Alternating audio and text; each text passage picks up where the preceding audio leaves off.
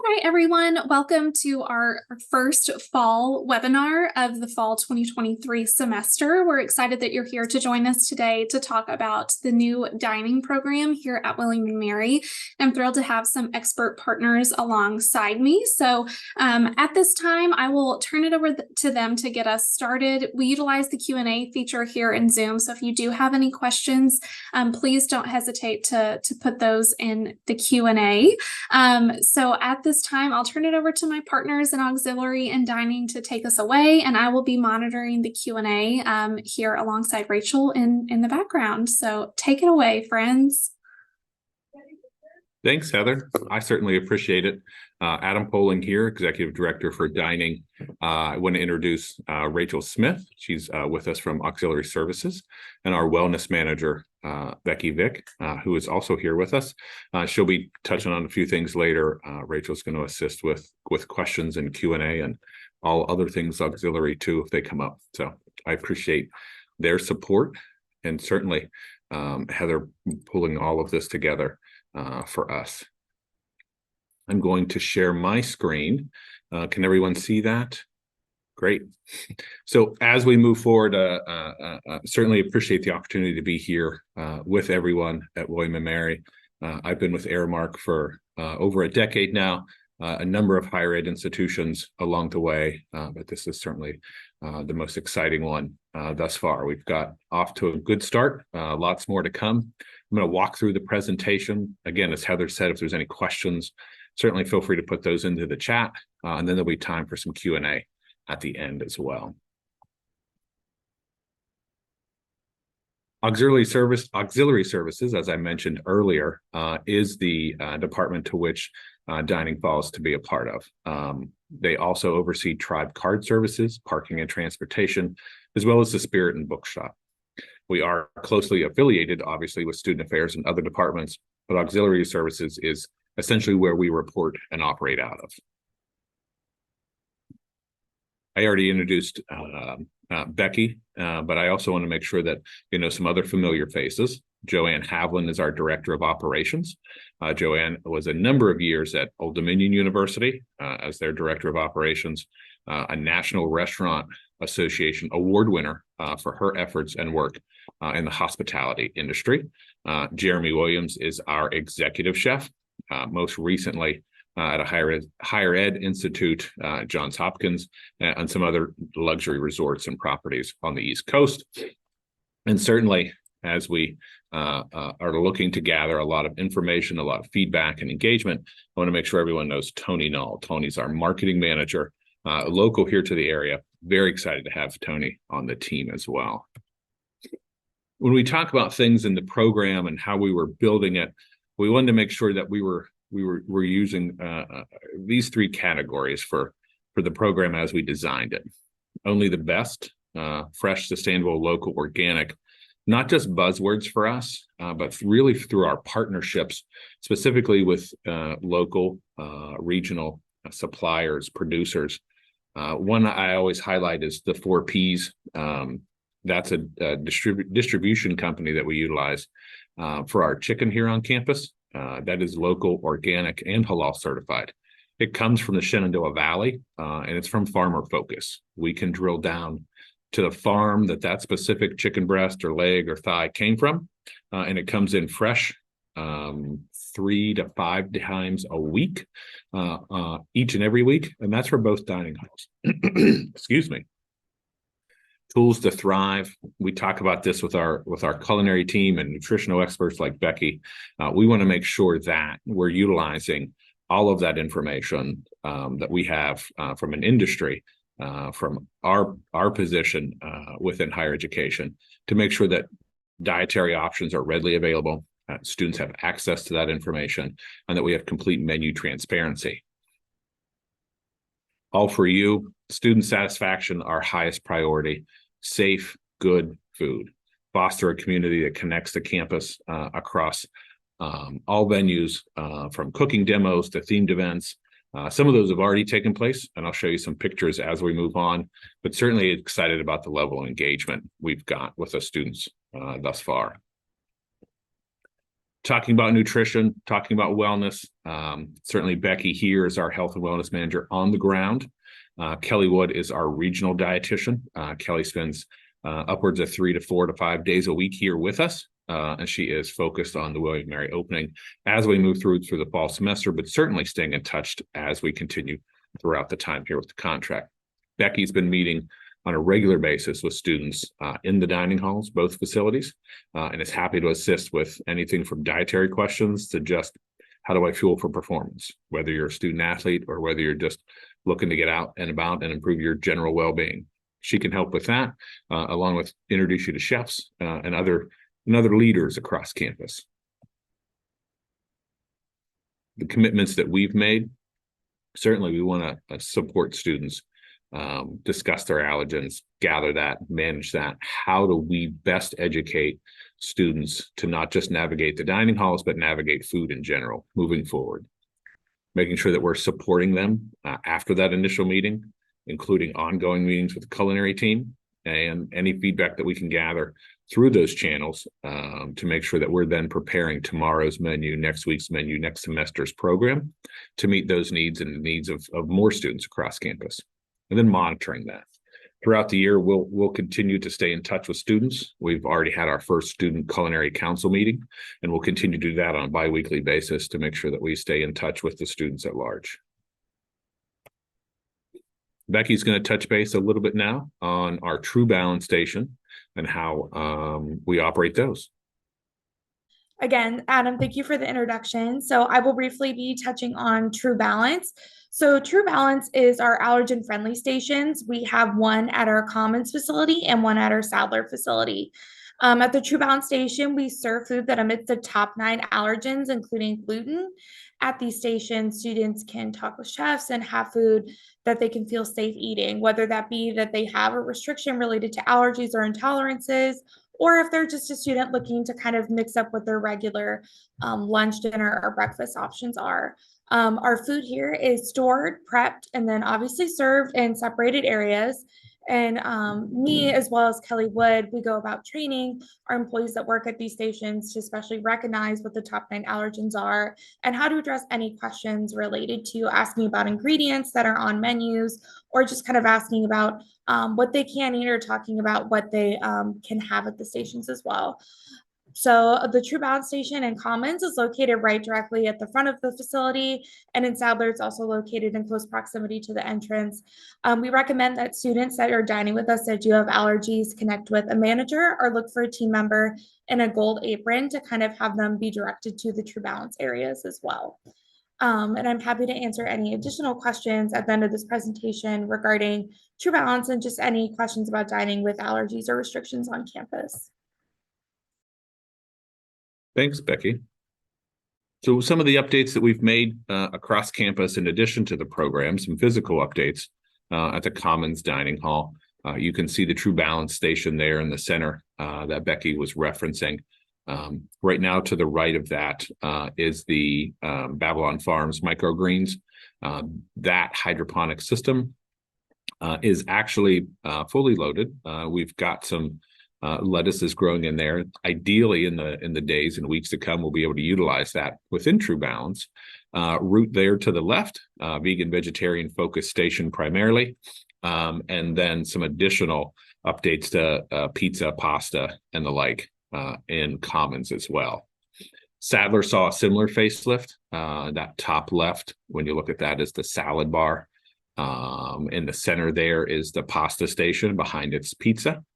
And then True Balance in the bottom right station at Sadler that Becky was referencing, void of those top 9 allergens. In addition to that, you can see that top left, that's actually Tony there. They was serving up some plant-based ice cream at, I think that was the block party. To the right in the center there is the Bumbling Bee vegan food truck. That's been on campus a couple times now, and Cassandra is her name. Her and her daughter India are scheduled to be back this week for lunch service outside of Sadler. Right below it, you can see when we had the was it the convocation event? Mm-hmm. We had 3 food trucks on the far back. That white one's Alma's Curry in a Hurry. the Bumbling Bee food truck, and then Iron Skillet was with barbecue. This year, students can utilize their dining dollars, the portion of their meal plan, at these trucks. We've partnered with Grubhub to implement that when they're on campus, so students can utilize those as part of the meal plan. When we look at hours of operation, I always like to share this specifically with the food hall at Sadler and Commons Dining Hall. They're probably the biggest change that students see from last year is that they are open continuously, 7 days a week from 7 a.m. to midnight. And that is full service. All the stations are open all the way through midnight. Tribe Market, Marketplace, our C stores, convenience stores, if you will. You can see their hours of operation. Town Center Cold Press is a new local partner. They're operating in Lodge 1, where Aromas used to be, from 7 a.m. to 10 p.m., 7 days a week. Our Chick-fil-A remains operational from 11 to 8. Swim Library has some varying hours there at the library. That's Column 15. Column 15 is a local roaster as well, and they are alumni owned.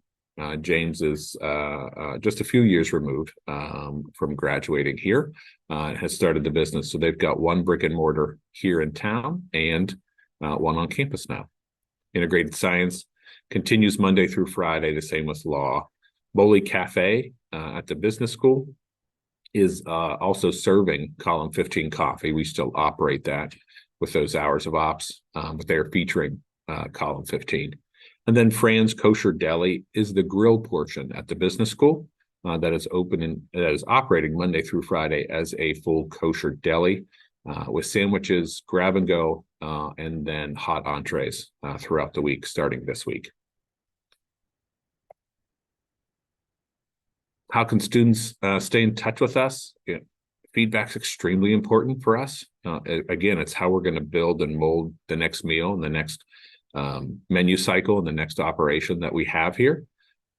In the moment, immediately on the floor in the dining halls, you'll see individuals with golden aprons on. That individual is someone who's specifically trained to take that information. Whether that's a question about something on the floor right now, whether that's a need for someone in the dining hall at the moment, or if it's feedback for me later on. They gather that, if appropriate, find an answer for the student right away. If nothing else, pass that along for us, to Tony, to myself, to Becky if needed, so that we can gather that data. Our voice of the customer, that's our platform for surveys, for feedback. We have those cards, business cards, posted in the dining halls. We have those in retail. It's a short survey. What did you like? What did you not like? What can we do more of? What feedback can you give us? dining@wm.edu. That's a direct email line to the leadership here in auxiliary services, in dining, to make sure that we can handle any issues that come up. We've gotten lots of suggestions about improvement, things to keep, things not to keep, but it's all data that we can then track and utilize as we move forward. Annual surveys. Aramark's got a number of questions that we want to ask students at large and utilize that as we then begin programming and looking at the program for next semester, the years to come. It's certainly information that we collect and then share with auxiliary services, with William & Mary. When those come out, we will do a big promotional push. There'll be social media. We will be asking for that. Those are some of the most important surveys that students can take, to assist us in programming for the years, for the year to come, for the semester to come, for the future. On average, we see less than 10% take those surveys. The more surveys we can get, the better information, the better data, the better decisions that we can make. Culinary Council, I mentioned it earlier. We began meeting already. We've had one. We'll continue. And Rachel, correct me if I'm wrong. I believe that's bi-weekly. And there's a number of students on that from all walks of campus to make sure that we're seeing, feeling, hearing that feedback from them and from their constituents across campus. And that's something that's been ongoing for several years now, to make sure that auxiliary services, William and Mary as a whole, but dining has that direct feedback from students. We'll get into Q&A. I want to make sure that there's a QR code for our location, hours, and menus, as well as if there's any questions or a need to contact us. You can certainly do that as well. If you're able to follow us on social media, I'd certainly appreciate it. Facebook, Instagram, both very active, and then the website as well. Thank you, Adam and Becky, for that lovely presentation and overview. To get us started with some Q&A, I know, Rachel, you have been monitoring the Q&A and answering some of those questions. So if you're like, I haven't seen or heard my question be asked yet, you may want to check and see, because Rachel has been answering some of those behind the scenes. So I'm going to start with some questions, and Rachel, please feel free to jump in. If you're like, I think we should tackle this question, just feel free to hop in there. But one of the questions I see Rachel indicated to answer live would be, please bring back meal swipes at the business school and marketplace. Dining dollars run out quickly, especially since food prices can be high at these locations. Can you speak on the availability, the meal swipes versus dining dollars, locations, and is that set in stone? Will it change? So Adam, if you want to take a stab at that one. Absolutely. And certainly, as I sit here today, I don't know that anything's set in stone. During the bid process, the contract process, there was the RFP. So the program that we're running now is what we bid on, and what we geared our program and financials around. I'm sure there will be updates and changes as we evolve. Again, that's part of the feedback that we gather.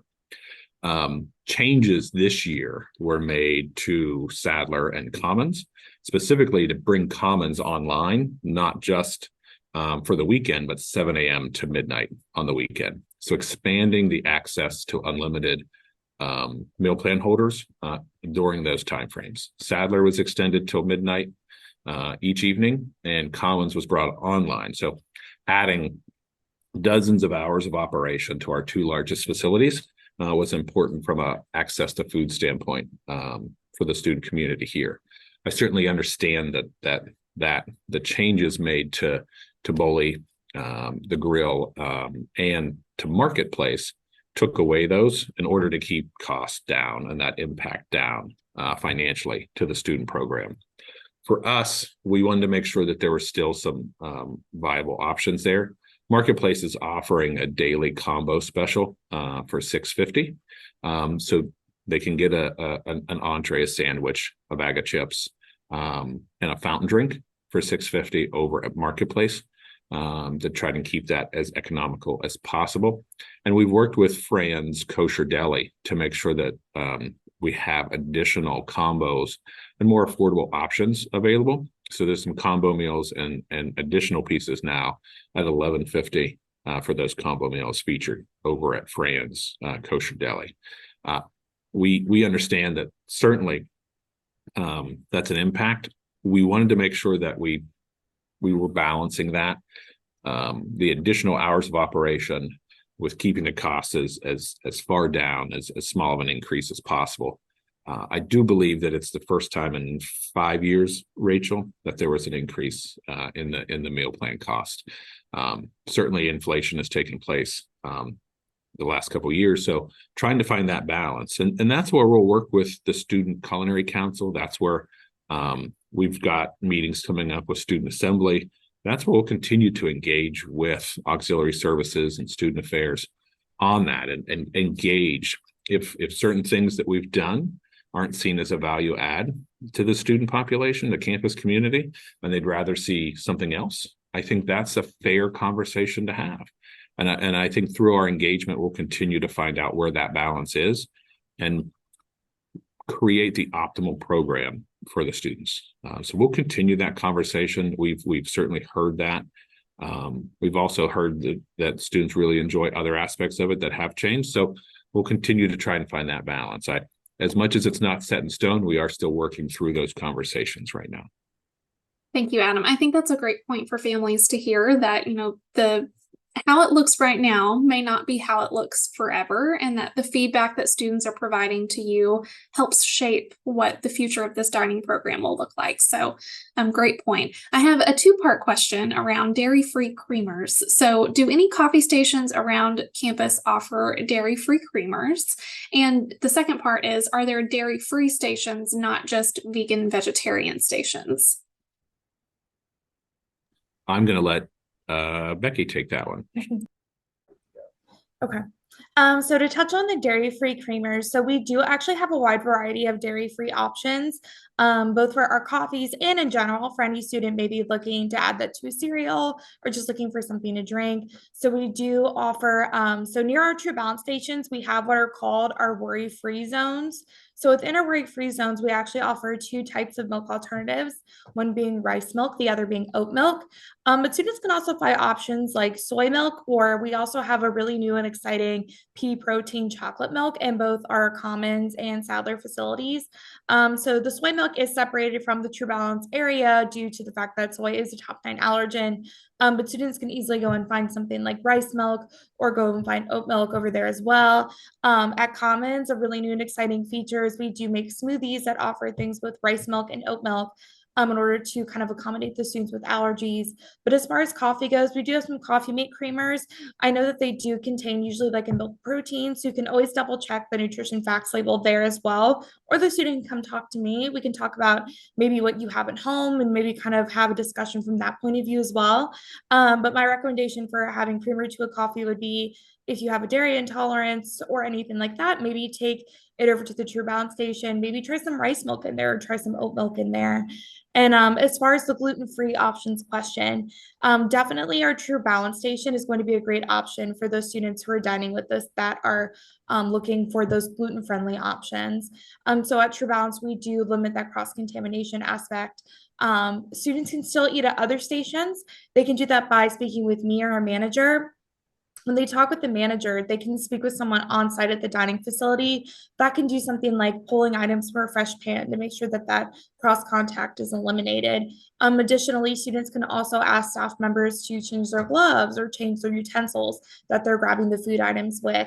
I know that at our kind of our Mexican themed station, we do have corn tortillas instead of flour tortillas. So for those students as well, they can have another option outside of True Balance.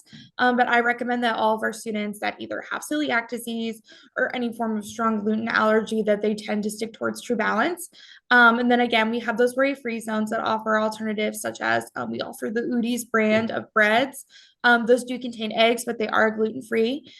We also have bagels over in that section, as well as sometimes we have some little treats like packaged cookies, packaged muffins, and then we have a wide variety of gluten-free cereals over in that area as well. But we kind of work with our team to construct our things like our salad bars to make sure that we try to get the things like croutons far away from the traditional greens so that there isn't that cross contact there. But a student can always just ask to speak with the manager or again, find someone in a gold apron to kind of help them in navigating and finding what are some safe options for them. We have continuously doing training to our employees to have that risk of cross contact reduced and how to deal with questions regarding gluten allergies and intolerances. But again, I would strongly encourage any student that is looking for more options, maybe outside of True Balance, to come talk with me. And again, a student can also utilize our Campus Dish website to kind of review the options that they have online before stepping into the dining hall. That can be a really great way to kind of plan what you're going to eat. But yeah, I'm happy to talk with any students about gluten-free dining. I'm really excited about working with those students, and I'm excited to get any feedback regarding True Balance.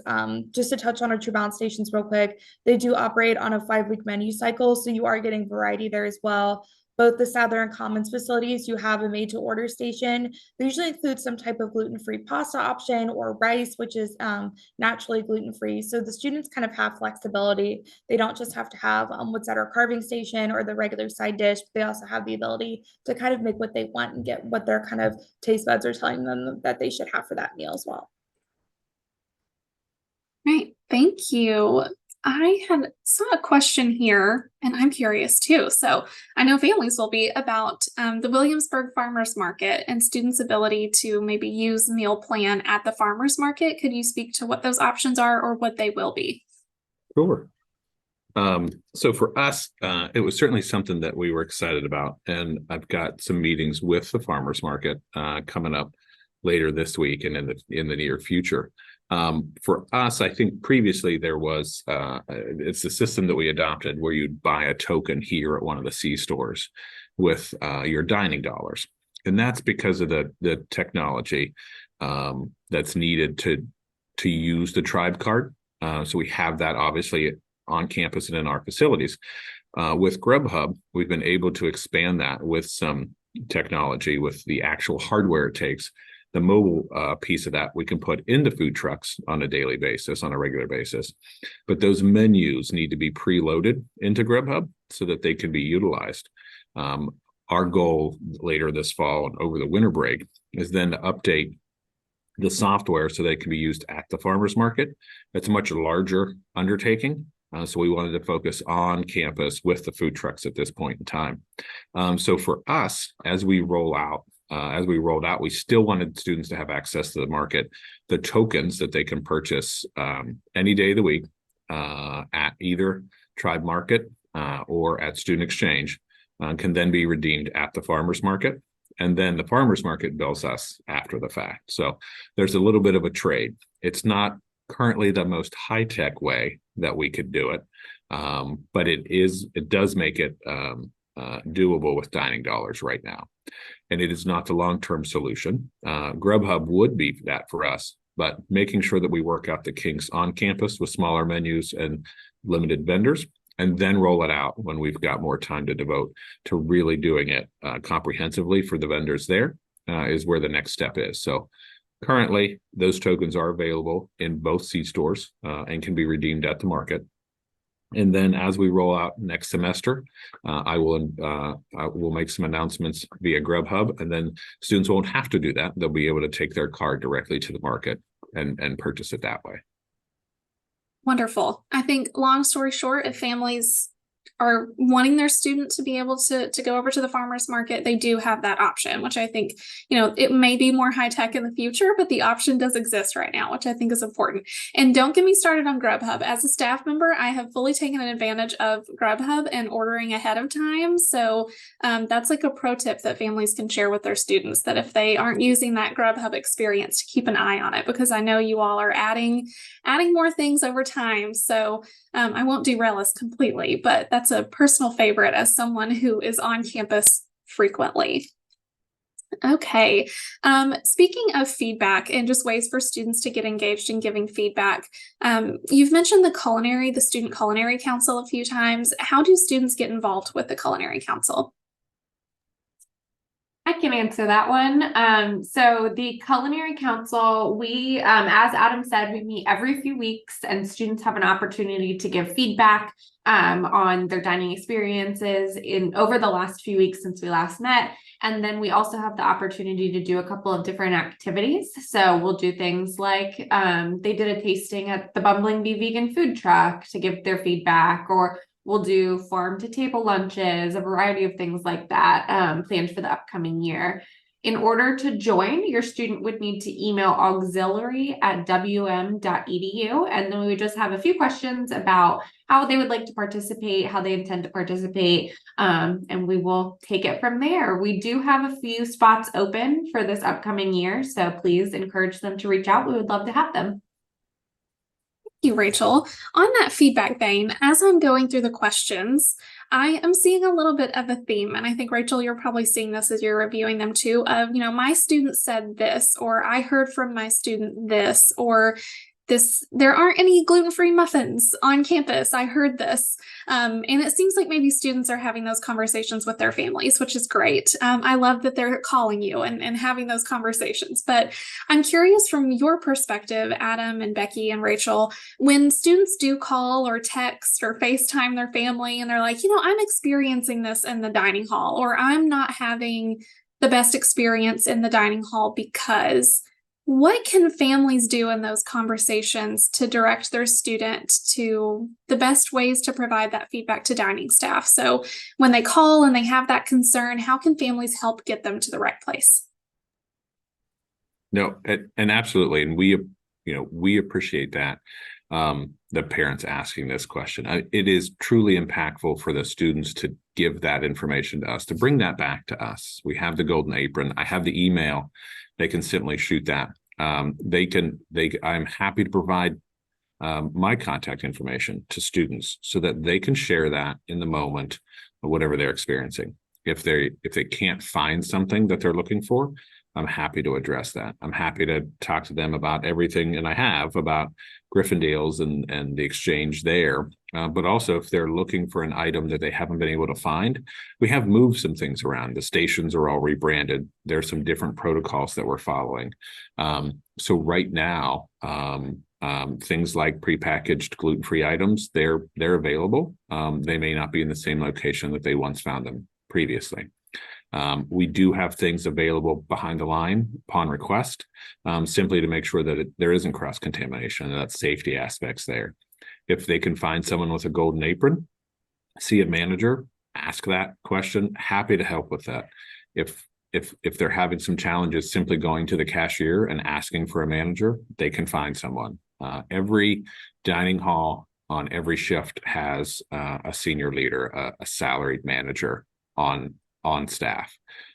It's important that level of leadership is available at all times when we're feeding students in the dining halls. And I want to make sure that they know that they have that complete access to them. So if they can bring those to us, I'm happy to have conversations. I know Becky meets on a regular basis. They see me out and about. I spend a lot of time. Heather has seen me a lot of times with my backpack on, and I promise you, I do not look like any of the other students with my backpack on. I'm happy to have that conversation and make sure that we take care of whatever it is that they're looking for. I mean, their experience here is the whole reason that we are here, to make sure that it is not just improved, but that we optimize it to where it should be. I would also add to that, it's so important to encourage them to give that in the moment feedback, because then we can fix it right then. So if it's something like the ketchup is running low, or I need a spoon and I can't find one, that's something that we can immediately fix, and it will help not just your student, but other students as well who are looking for that. Yeah, I think that's great feedback. And I think, just putting on my student development hat for a moment, they're going to go off into the world after they leave William and Mary and experience different businesses and restaurants. And they will be sitting at a meal somewhere and maybe not have the type of service they were looking for, or the meal they ordered was not what they anticipated it would be. And this is a great time for them to practice some of those skills of providing feedback in the moment, providing feedback after the fact. Maybe they process what their thoughts are. They want to send an email or provide one of those feedback forms, or maybe they need to talk to someone in the moment. So it's great to coach them through some of those conversations. Sometimes they're calling you to tell you just because they want someone to listen. They were frustrated that those really good gluten-free muffins were not in the dining hall today, and they love them, and they were sad they weren't there, and they want you to listen to that moment of frustration, but also coaching them on I hear that that's a frustrating experience for you. Have you given feedback to someone in the dining program about that, so they can hear it directly from your students? So that would be my feedback. You hear feedback from your students, but we also want the dining program to hear that feedback from students as well. So you can help us in coaching them through some of those conversations. And speaking of our parents and families, this falls into one of the questions. What are the dining options when the student has a guest visiting? Guest being who knows who. Maybe it's the family who's coming to Williamsburg for a weekend. But what are options when students have guests? Guests, so students can certainly use their dining dollars with the door rates to bring guests in. And they can use that in either the dining halls or across campus. If you are visiting, we'd certainly invite you to come into the dining halls and see for yourself. And I welcome that feedback as well. I don't know that there's been a weekend our team hasn't been here to support those on the ground, those operations. So happy to introduce, and we've had several meetings with parents and guests thus far. So happy to connect, but certainly welcome guests, and we are open to the public. So anyone can come in and enjoy lunch, brunch, dinner, whatever you like, and now late night after hours as well. Wonderful. I have a couple questions about Grubhub. So one of them being, what is the purpose of involving Grubhub using or utilizing a system like Grubhub, which I've heard you speak on, Adam, so I think it would be lovely for families to hear. And then the other question about Grubhub was, how does Grubhub ordering work? Which I could give a tutorial on, but that's a little embarrassing, given how much I've utilized it and the semester is young. So Adam, I will leave it to you. I appreciate that. Well, you can correct me if I don't get it correct, Heather. But Grubhub, as a platform, Grubhub has partnered with us in a number of institutions. We brought it here to increase convenience and speed of service, as well as the technology and the equipment that it brings are very cost effective, essentially. So over at Chick-fil-A, we were able to reduce from 4 registers, cashier stations, to 1. We added 4 kiosks. Grubhub Ultimate allows us to add those kiosks, and you can walk in, order, turn around, and those cashiers now are spending more time putting that order together than they are taking orders. It actually speeds up service on average between 20 and 30%. So students that are coming in with less time in between classes or generally in a hurry to going to an organizational meeting can get that quicker.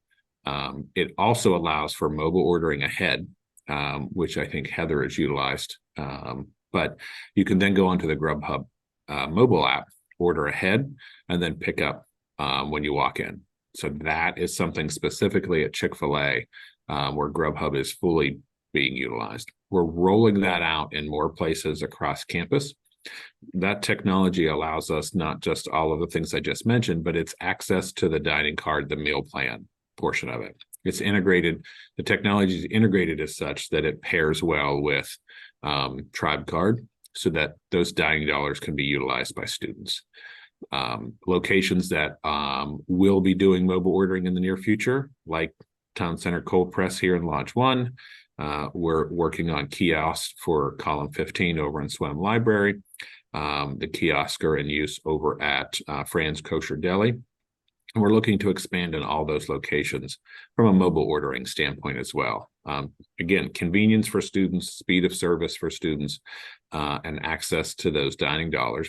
That technology, just ordering from the app, mobile ordering from the app, we then were able to put basically an iPad and a printer inside the food trucks when they come. So a mobile piece that we just put in the food trucks, and then dining dollars can be used at the food trucks from a partnership standpoint. So as we get a variety of food trucks coming on campus, they'll be able to utilize that same app. All that same app is pick the restaurant, the shop that they're going to, mobile order ahead, and then pick up. So they'll be able to do that at the food trucks as well. And we've actually already started that. Last week was our first run with that. We had success. It will be doing it later on this week as well, with both the curry food truck and the vegan food truck.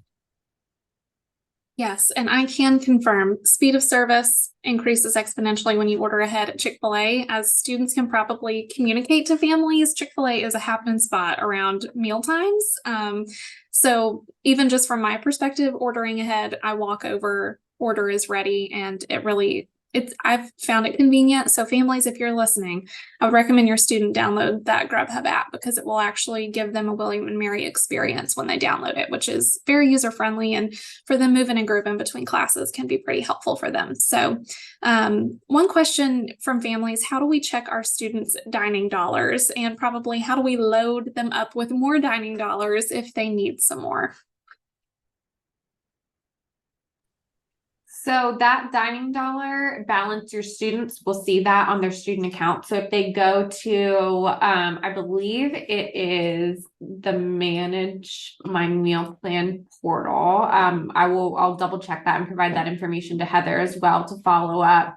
They'll be able to see their balance. Mealplan.wm.edu is where they can go and view that information. In order to add additional dining dollars, the options are available on the dining website. So that is dining.wm.edu.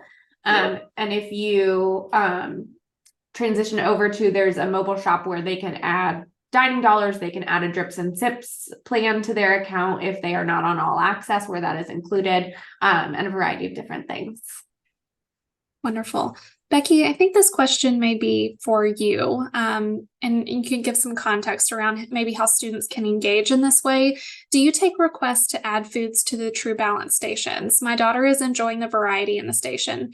When she looks in other areas, she's concerned about cross-contamination, so she's wondering if some other foods can be added in True Balance as well. Yeah, we're definitely open to getting that feedback from the students. I work closely with our culinary team to give them that student feedback. Like for example, I had some students talk about like what are some pizza options. So we're kind of maybe leaning towards more having a conversation about adding a cauliflower pizza in the near future. And just kind of going back to the drawing board and working with our staff to see what we can do for those students. But definitely like the more feedback that we get, like Adam said before, the more that we can do for those students, the more that we can provide as well. And it's very important to me that those students feel like they, you know, do have a voice in what gets put on the True Balance stations, because I know that it can be a little bit frustrating to want French fries and maybe not feel safe eating the French fries. So just kind of communicating those things to me, I can really relay that to our culinary team and our other staff members as well, so that we can work on getting those options out there. Wonderful, thank you. I got an interesting question from a family member, not really regarding the student experience, but regarding the staff experience. So do you seek input or feedback that you get from your line employees to ensure that the dining experience is a positive one for everyone, including your service staff? Certainly, I think for us, it's as much as there are external guests, there are internal guests, and that's something that in my hospitality career we've lived by. One thing that's posted in all dining locations is my direct cell phone, my personal cell phone that I share with all employees, so that if they have a need or if they have a question or if they have something maybe that comes up that they want to share, they're more than welcome to. But that's part of my daily walkthrough and walkabout as well, is connecting with them. If we take care of our team members and those that are on the front lines, they'll be better prepared and more apt to take care of the students on the front line as well. So it's certainly, if there is something that's out there and we have internal feedback, it is certainly something that we consider. I often say that the people that are closest to it know it best. So they're going to get instant feedback from students, from faculty, from staff. They're the faces that have also been here some of them have been here for 30 plus years. So they have a great feel for the students and what they're looking for and what those needs are. We're absolutely working with them across the board. We are working on updating their training and that engagement piece across the board to make sure that they are equipped with not just the knowledge, but the tools that are necessary to do their job. So there's lots of updates coming and a lot of things that we're working with them to improve on. All right, thank you for that, Adam. One question I saw submitted ahead of time that I don't know that we've covered yet is, since those two locations accept meal swipes, families hearing that maybe there are some long lines and limited seating at those locations, is there anything that you're working on in terms of managing the surges around those meal times and regards to lines and seating, or is that something that you are experiencing in the halls? I know sometimes, perception and what may actually be happening in the halls could be different. So just share your perspective on managing the surges at meal times. Certainly, and I think this is not unique to this campus, but I can talk to it. For us, Sadler, specifically Monday and Wednesdays at lunch, right? And it's really for about an hour and 15 minutes. Sadler gets bombarded with a number of people. For lunch, they average over 2,500 people for lunch as a whole, Mondays and Wednesdays. About half of that comes through in about an hour and 15 minutes. And that amount of people in that short period of time will cause lines. We do batch cooking. We monitor that. I get a daily report every day along with the managers about what the 15-minute count is. So how many people are coming in every 15 minutes. For us, that then allows us to adjust production so that we're producing before that 15-minute interval hits. We know how many people are coming in so we can ramp up and ramp down. It doesn't do me any good to have a mountain of food once everybody's gone. And, cook when the line's back up, that's not when we should start cooking. So being prepared for that on the front end allows us to move through those lines quickly.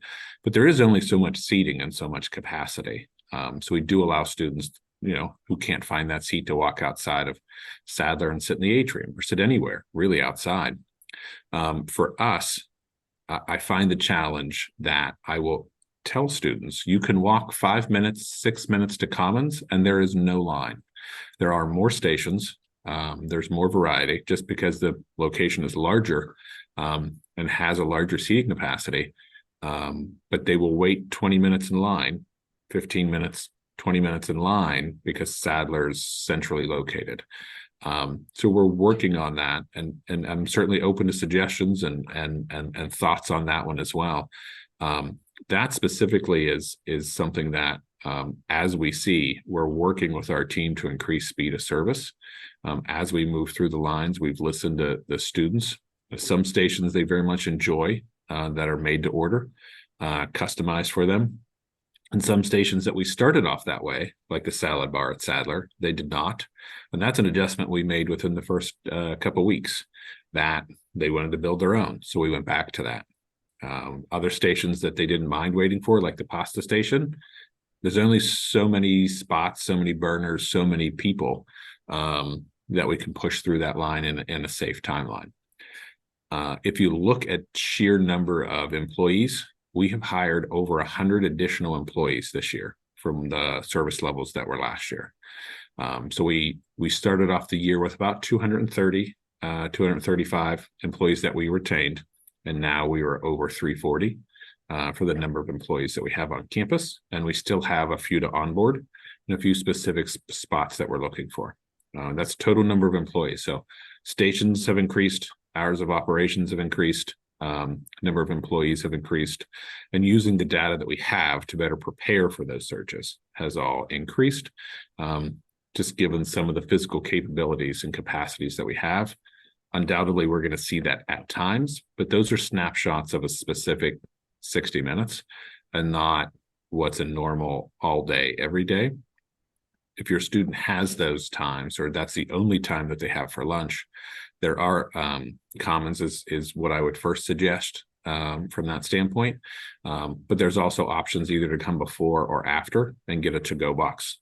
We have the green reusable to-go boxes available in both dining halls at either time. At all times, really, during their hours of operation. Well, thank you, Adam, for speaking to that. I think it's helpful for families to know that, we recognize that there are lines out of Sadler on Mondays and Wednesdays, and here are some things students can do, but also how you monitor that flow and do your best to accommodate that many students in that small amount of time, which I recognize could be a challenge. Anywhere you are, that's a lot of people in a very short amount of time. So thank you for that. We are getting really close to time. So, and I know there are some questions that we haven't gotten a chance to answer yet, but I do want Adam, Becky, and Rachel, if you can each go around and just leave one piece of advice from where you sit for families as they engage with conversations with their student about dining on campus. One piece of advice for families before we go. All right, so I'll go first. My piece of advice would be to make sure that you use all your resources.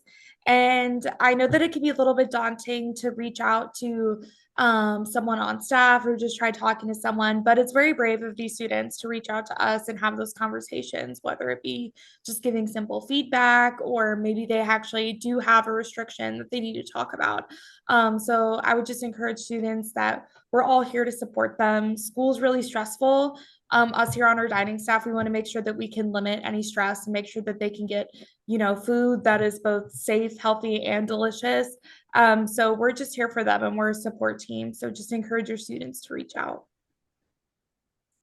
I would say that I would encourage parents, families, guests to really experience the program for themselves. So when you're here on campus, please come visit us in any of our dining locations to check it out for yourselves. Also, yeah, as Becky said, take advantage of your resources. We have both our auxiliary services newsletter, which is called the Campus Corner, which parents and families can sign up for. And then we also have a monthly dining newsletter that comes out with more specific in-depth information about dining offerings, which parents and families can sign up for as well. So definitely we'd be happy to have you, and we're happy to send you whatever information we can. And for me, it's knowing that, I think we mentioned it earlier, nothing's set in stone. This is a living, breathing, evolving program. And students through that feedback, through parents' feedback, through the engagement with not just Culinary Council, but all students and all organizations, like this is a collaborative effort to move forward. And really it's the students' program. So the more input, the more feedback that we have, whether that's surveys, whether that's through the council, whether that's directly, we can utilize that data to then work with students to create a program that's more reflective of what they're looking for.